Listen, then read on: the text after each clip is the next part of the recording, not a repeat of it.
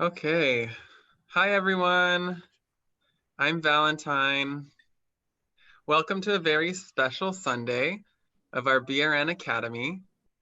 BRN President Vimalasara Mason John is here to kick off this new month with some wisdom on practicing meditation during these uncertain and often scary times we're living through right now.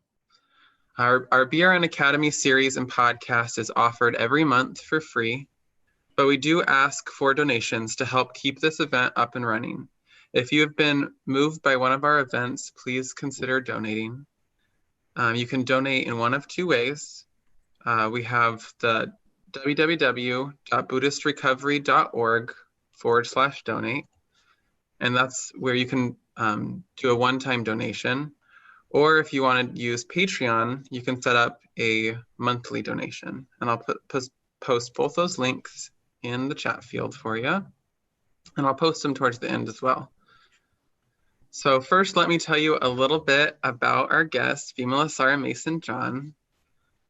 She's the award-winning author of 8 books, the co-founder, 9 books. Oh, okay. Update, 9 books. Co-founder of Mindfulness-Based Addiction Recovery, MBAR, a secular recovery 8-week program, and the co-author and co-founder of my favorite Buddhist recovery book, 8-Step Recovery, Using the Buddhist Teachings to Overcome Addiction. She was the co-founder of Healing and Insight, a teaching faculty embracing Buddhist recovery in all its guises. She is now responsible for programming Buddhist Recovery Retreats at the Menla Retreat Centre in Upstate New York, chair of Vancouver Buddhist Centre, and she is a senior member of Triratna Buddhist Order and tours internationally as a public speaker and trainer in the field of addictions and emotional trauma. And so I'll hand it over to you, Vimalasara. Thank you. Firstly, let me introduce Valentine, because Valentine, they are one of our board members, and Valentine is responsible for the podcast. So if you tune in to our podcast series, there's some very interesting podcast discussions. So highly recommend that. And just to let you know, Valentine, that the links were privately sent to you. So at the end of the session, if you could post those links. So I'm actually going to switch it around today. I think we'll just do a little bit of grounding, and then I'm going to talk first. I thought actually, because we're talking about practicing in uncertain times, trauma-informed meditation, I thought it would just be best for me to talk before we go into practice, and then we can have some Q&A. So basically, we're just going to do a breathing space right now. So become aware of your body. And becoming aware of the body is simply noticing what the body is touching. So become aware of what your feet are touching. And if this is activating, then open your eyes and just become aware of what's in your surrounding, because for some people, just noticing the touch of their body can be activating. So just see if your whole body can surrender to your meditation spot.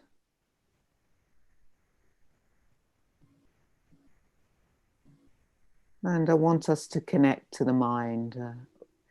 Practically all of us are always connected to the mind. We're always aware of the thoughts that are running around in the mind. So just have full permission to just connect to the mind. And again, if this is activating, become aware of sounds in the room, or open your eyes, or taste in your mouth. Yeah. And again, I just want to say it's okay if we get slightly activated. It's sometimes we think, oh my God, I'm activated. This is a bad thing. It doesn't have to be a bad thing. So just how we work with activation.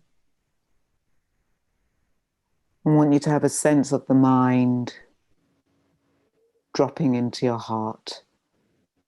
Mind, heart become one. This is the natural state of the heart when mind, heart is able to be one. I don't know if you're able to, is just place a hand on your heart. Just have the sense of your own hand giving you some kindness, your own hand giving you some warmth. Yeah. And just affirm yourself for placing a hand upon your body, even if it's not on your heart, it can be on your lap, your belly, and just receive this kindness and warmth, and just know that you are giving yourself kindness and warmth right now.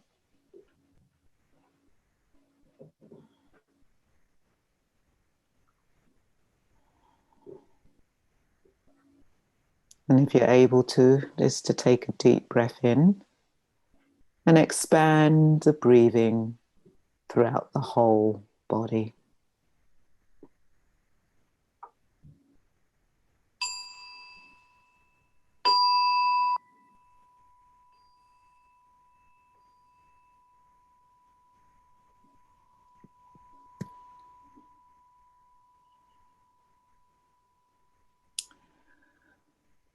So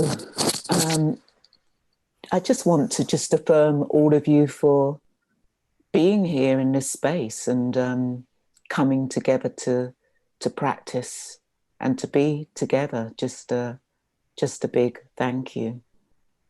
And I just really want to acknowledge just the uncertain times we are living in right now.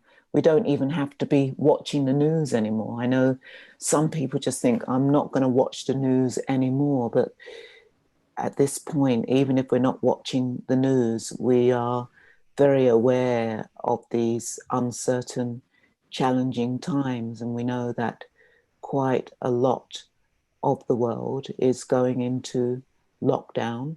There are parts of the world which are coming out of lockdown, because in places like Australasia, they're coming out of the winter, moving into the summer. So they've been in their lockdown. But those of us in Europe, North America, places, we're going into lockdown. And the first time we were in lockdown, it was like, oh, this is just a one-off. We weren't expecting for us to go back into lockdown. And I think many of us were expecting that this pandemic was going to be over, definitely going to be over by the end of the year, 1 month, 2 month, 3 month. But what? Talking about going into the next year, many of us thought, it would get back to normal. And some of you here may have been really impacted through work. It's like if you were, I don't know, in the service world, working in shops, the catering world, in restaurants. You locked down, you came back out again to work, and now you're having to lock down again, and the impact that's had on income. So it's a very, very challenging time. And then, of course, those of us who are in North America, and especially those of you who are in the US, every 4 years you go through a challenging time. And I think the majority of the world is sitting quite tensely, wondering what's going to happen with these elections coming up. And I'm not going to assume that all of you on this call are anti-Trump. I'm not going to assume that, because no matter what side you are sitting on, there's going to be activation and tense. There will be, if Biden gets in, there'll be many people who will be rejoicing, and there will be other people who aren't rejoicing. And if Trump gets in, there'll be people rejoicing and many people who aren't rejoicing. And I know for many people in the US, there is this fear of civil unrest. We know that the sale of guns have gone up over the past couple of months. And we know that if there's civil unrest in the US, that can impact the rest of the world. We just saw that with the uprisings. Again, the whole pandemic of racism just doesn't go away. And the rest of the world was impacted by the uprisings. And those of you who are in Europe, what's happening in France, just how vulnerable people are in France, no matter what side you're on. You know, if you're of Muslim faith, you're at risk. And if you're non-Muslim faith, you're at risk in terms of what's happening in France. And in many places in the world before COVID-19 came around, there were many people living in challenging times, living in uncertain times, many people living with war on their doorstep. I say that for many of us in Europe, in North America, our God realm had run out for some of us. Yeah. So it's a really difficult time. And often the question is what's the point of meditation? How can meditation help during these times? You know, shouldn't we be out there protesting, uprising? And yes, of course, there's a place for uprising, for protesting, if you're able to do that. There are some people who just aren't able to do that, okay? And that's okay. And of course there is a place for that. But there's also a place for meditation. Yeah. And we know for some people during these challenging times, I live in Vancouver, and the fentanyl deaths have rocketed during this pandemic. Yeah, so we know that during challenging times, during unsettling times, addictive behaviors go up. I had a friend tell me they were speaking to somebody who ran a vineyard, and they said to their friend, "How's your business doing?" And they said, it's doing pretty well. They said that actually the sale of alcohol, domestic sale of alcohol, okay, they were hit by the sale of alcohol in restaurants, but the domestic sale of alcohol had gone up by 75%. So you imagine that. So more people are drinking, more people are turning to these addictive behaviors. It's so easy now to have an app, more and more apps. You don't even have to go out to buy your alcohol or buy your food. You don't have to go out to get the porn. You don't even have to go out to gamble. It's at the tip of your fingers. Yeah. So it's a really interesting time that we're living in. It's a scary time. Yeah. We know that when addictive behaviors get out of control, it becomes a matter of life and death. We know with this pandemic, both the pandemics, the pandemic of COVID-19, the pandemic of racism, it's a matter of life and death. And when it becomes a matter of life and death, we hold on and we cling on to our identities. And for many of us who have addictions, one of our strong identities is the addiction identity. And if we cling to this addiction identity, then what are we going to do? When we begin clinging to these addictive identities, that's going to be what's going to be at the center of our minds. That's what's going to be at the center of our thoughts. And if that's at the center of our thoughts and at the center of our minds, what are we going to do? We're going to pick up. Yeah. It's not rocket science. So this place of meditation. And we know meditation can just be so activating for people. Yeah. Often we think meditation is the cure, meditation is the answer. Why don't you go and meditate? We say, yeah. And for many of us who have addictions, and especially if you're still in that addictive habitual way, you're not going to be able to sit still for half an hour or for 40 minutes. There's just absolutely no way. If you were able to sit still for half an hour or 40 minutes, you wouldn't still be in your addictive behaviors. Yeah. Okay. Because one of the reasons why we have these addictive behaviors is because we're soothing the pain. And when we meditate, we can get in touch with the pain. And who wants to be with the pain? Yeah. And so when we think about meditation, we have to think out of the box, because often when people talk about meditation, people think of our hands like this in the mudra, and our legs crossed, and having a nice smile on our face and having a blissful time. And for some people, meditation is blissful if we are doing this kind of meditation, sitting cross-legged. For some people, sitting cross-legged and in the mudra can be excruciatingly physically painful. And so we have to begin to think of what is meditation. Also, I want to talk about mindfulness, because it's like we've got addictive behaviors. Go and do some mindfulness. Okay. And so you go along to do some mindfulness, and it's like, do the body scan, go through the whole body and do the body scan for 40 minutes.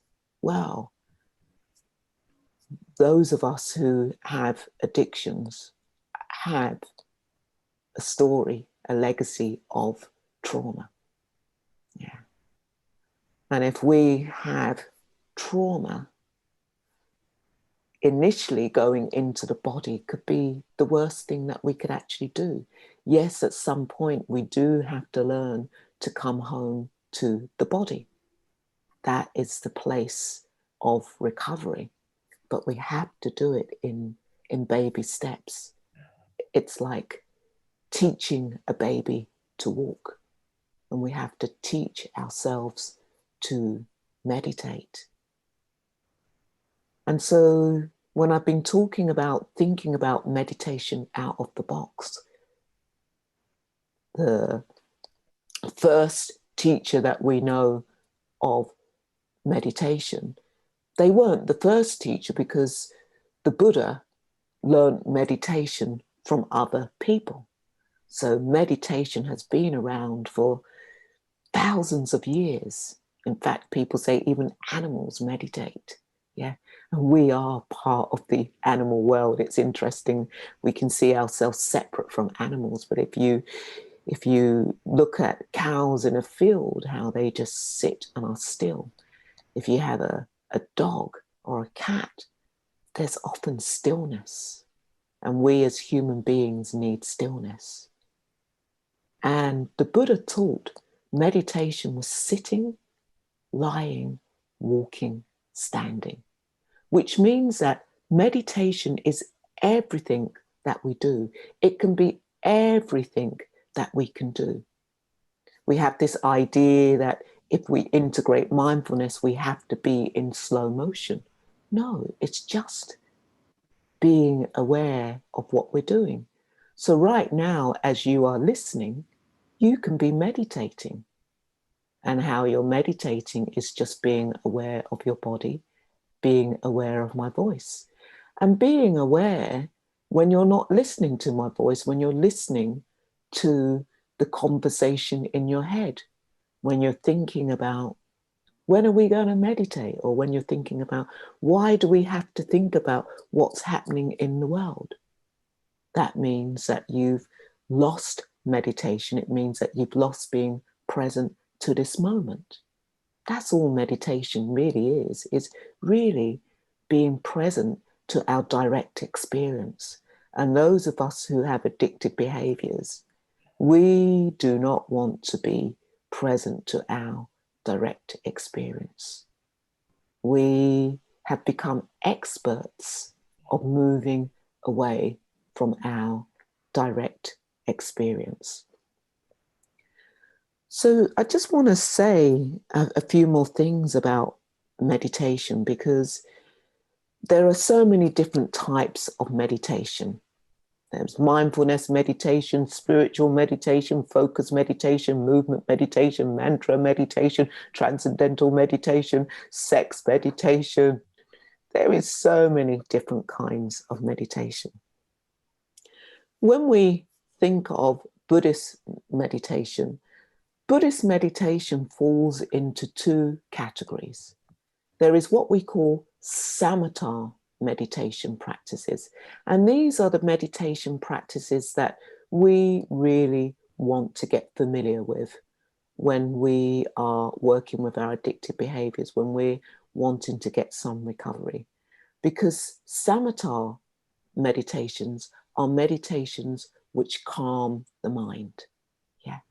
And that's what meditation can do. Meditation can regulate the heart-mind. It can regulate the body. Those of us who are still in addictive behaviors, our body is going to be completely dysregulated. It's like our body has dopamine rush and then it doesn't have dopamine rush, or it has cortisone flooding and then it doesn't have cortisone flooding. Okay? And so the body is going to be completely out of whack. Okay? And what samatha practices can do is really begin to calm the mind. And it can actually help release dopamine. I'll be quite honest, many of you who've perhaps heard me speak before, I say I got hooked into meditation because it was like a drug. It was like I could get high. It was like it didn't cost anything. It wasn't illegal. And I would feel good. I felt the happiness and the bliss that I experienced, I just had never, ever experienced before. But I also know that for some people, it's the complete opposite, that actually it's been so difficult for them, but actually they keep on coming back because there has been a benefit.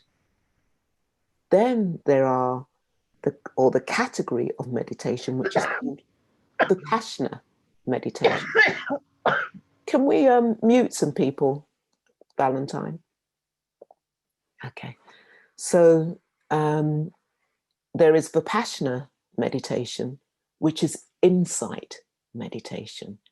That's when really, I would say, that's when recovery really begins.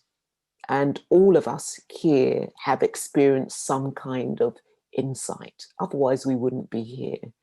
It's when we begin to see things clearly. It's when we really begin to see things as they really are.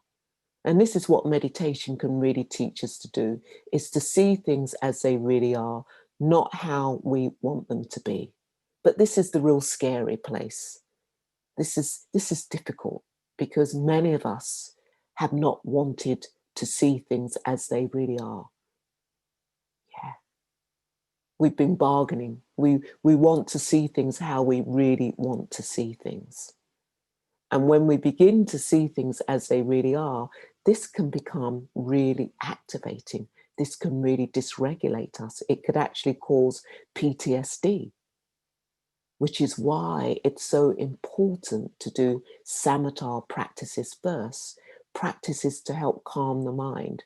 And when we have a level of calm, a level of regulation, and we want to take meditation deeper, formal meditation deeper, we can move into Vipassana practices, insight practices.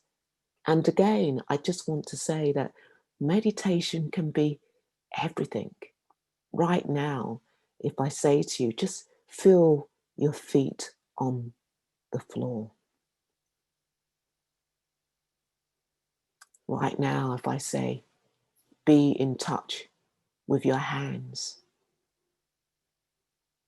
Right now, be in touch with saliva. There's a fantastic teaching. Often we talk about in trauma practices, if you get really dysregulated, open your eyes and start naming lamp, books, shelf, computer. And there's a great teaching, Baha'ya. Baha'ya met the Buddha. And what Baha'ya learned was, in the seen, only the seen, which means in the seen, only the seen. If I see a lamp, it's just a lamp. I don't make it mean anything. Baha'ya learned in the herd, only the herd. So if somebody says, sorry, I can't speak to you right now, we only hear, sorry, I can't speak to you right now. We don't hear, this person doesn't like me, this person doesn't care about me. Yeah. In the smell, only the smell. So if we smell cigarette smoke, we only smell cigarette smoke. We don't smell, oh, cigarette smoke, I must need a cigarette, I need to smoke. Yeah. So this is a really great teaching, and this is a form of meditation, how we can begin to, in the seen, only the seen, in the herd, only the herd. Because so many of us, we hear something, the first start, it's painful. We hear something, we really want to see somebody, and somebody says, sorry, I can't see you. That's painful. I'm doing like this, it's like a dart. It's the first dart of pain. But what we do is we get another dart and put it in ourselves and start stabbing ourselves with the dart by saying, this person doesn't like me, this person doesn't want to speak to me. Why isn't it this person speaking to me? I'm not lovable. Okay? And in meditation, we're learning to stop stabbing ourselves with this second dart. Yeah. And we're learning to be with the first dart of pain. And we're learning to be with sadness, because how many of you who are still in addictive behaviors are in touch with sadness? When sadness arises, what do? We move away from it. It's so much easier to experience the extreme emotions. Yeah, the extreme emotion of anger, or the extreme emotion of hatred, or the extreme emotion of love, because love can be really extreme. The love addicts, yeah. But to be in touch with the subtlety of sadness, the subtlety of hurt in the body, is so difficult. Yeah. And it's a practice. We turn towards it, we turn away from it, we come back again. It's like giving a kid time out. When I used to work in the education system, a child would get a bit dysregulated and would say, okay, time out. Kid perhaps would have 15 minutes time out, and then they would come back into the classroom again, more regulated. And that's what we can do. How can we take time out? Yeah. How can we take time out from what's happening in the world right now? Yeah. Because there's a lot happening in the world right now. And what's some of the skillful ways we can take time out? Because many people are taking time out from what's happening in the world right now through addictive behaviors. And one of the ways we can take time out is through meditating. Yeah. And actually, I do believe that if we have a meditation practice, if we choose to go out and protest, if we choose to be part of the uprisings, we will bring a more calmer person to the protest, a more calmer person to the uprising.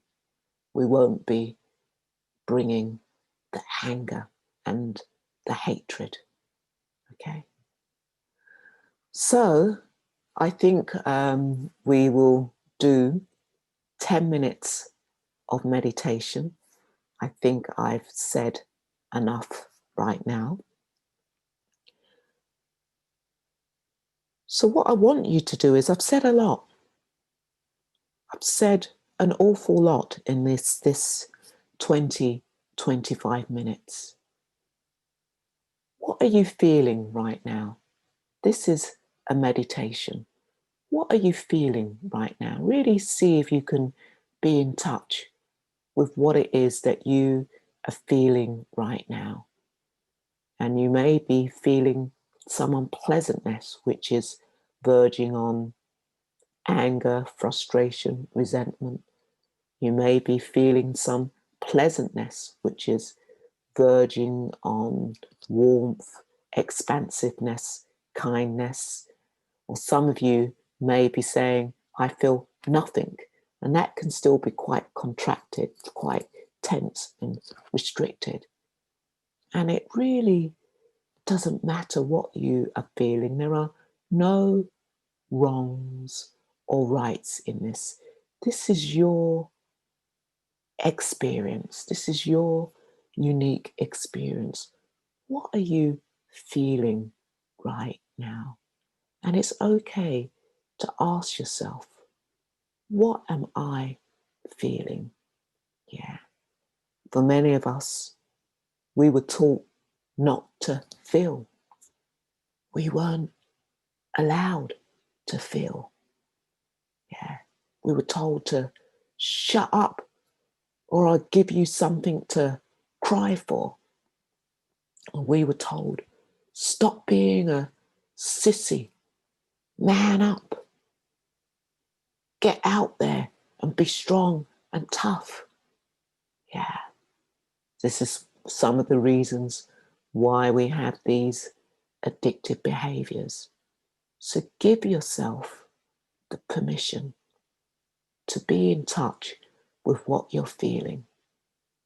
And if there's a negative voice in your head saying, oh, I don't know about that, or I shouldn't be feeling, just tell it to relax. Just tell it to step aside so that you can touch into the body.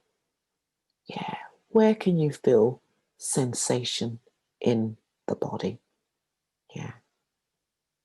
Let's see if you can give some kindness. Perhaps touch the part of the body where you feel sensation. It might be in the throat. It could be in the jaw. It could be in the belly. It could be in the heart. And just place a hand and just give it some warmth and kindness.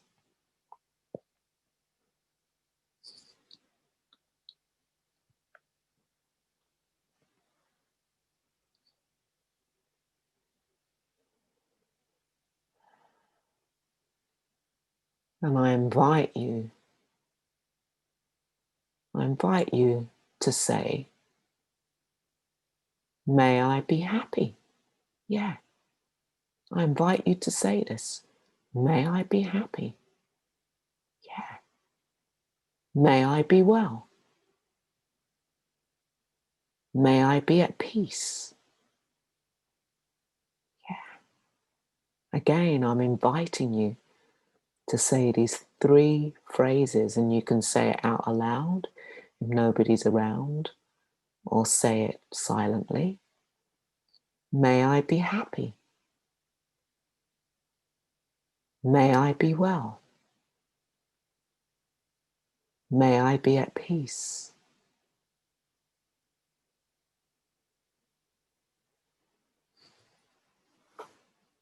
And this next time as you say it, really notice what it feels like in the body when you say these phrases. Really get in touch with what's going on in the body when you say these next 3 phrases. May I be happy? Is there expansion or contraction? May I be happy. Does sadness arise? Or does warmth arise? May I be happy. What does that feel like in the body? Is there tension? Is there release? May I be well. Is there somebody telling you to shut up, to be quiet? Well, if there is, just tell it to relax. Tell it to step aside. You're just going to take this next few minutes for you. May I be well. What does that feel like as it drops into the body? May I be well.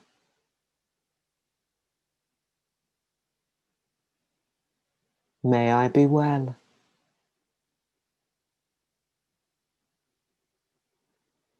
May I be at peace.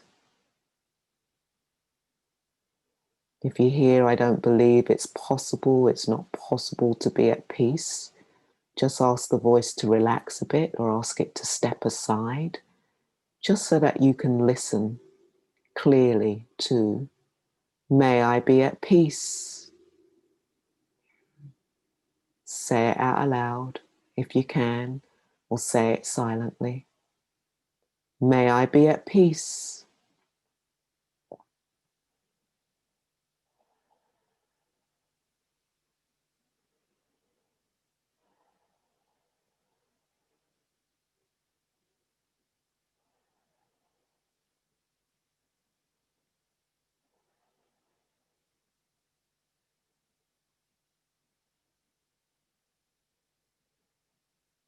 And see if you can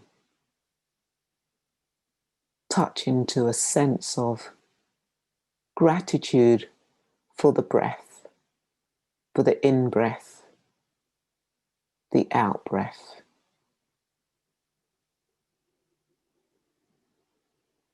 Gratitude for this amazing thing that keeps us alive, the in-breath, the out-breath, to just have gratitude.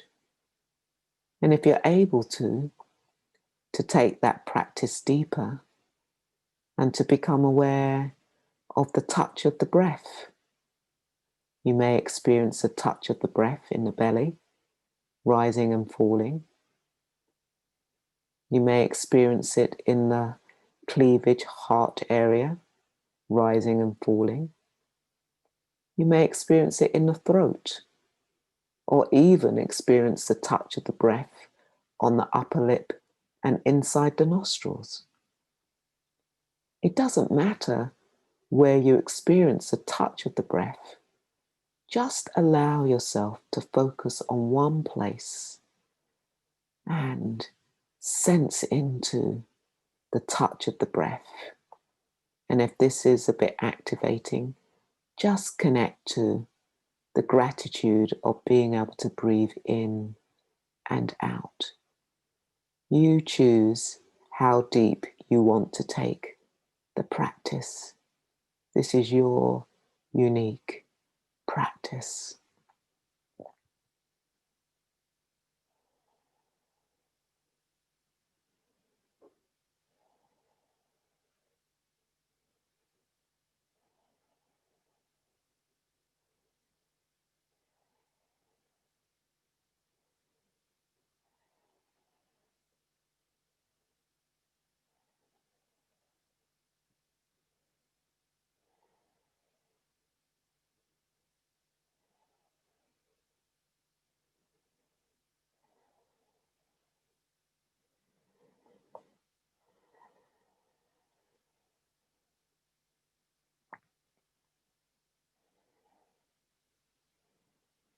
I'm now inviting you to take a deep breath in, and you choose how deep that inhale is going to be. This is your practice. It can be really deep, it can be shallow. We're always taking an inhale and exhale. So if you don't want to take a conscious deep breath in, that's fine. But for those of you who wish to, let's take a deep conscious breath in and releasing the breath throughout the whole body, and becoming aware of your unique breathing.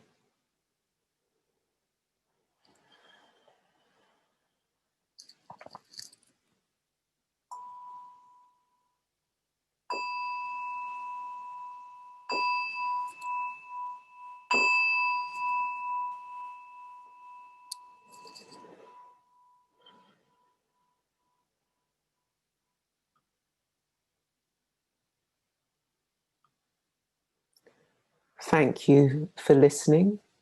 Thank you for sharing practice.